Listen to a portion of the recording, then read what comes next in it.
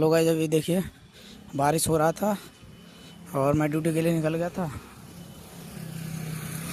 बारिश का पूरा मौसम बना हुआ है, आप लोग देखिए पूरा बारिश हो रहा है और उधर भी बारिश हो रहा था। फिर भी मैं रास्ते में अभी निकल गया।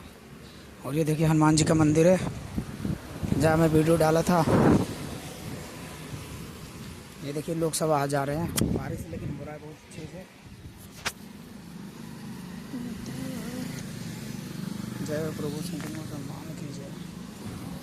घर से निकलने टाइम लग रहा था कैसे बारिश में जाए, लेकिन देखिए जब बाहर निकले तो बारिश ही छूट गया और पूरा तरीके से बारिश छूट गया। एक और मंदिर है हमारा भगवान शिव का और माता पार्वती का भी मंदिर है।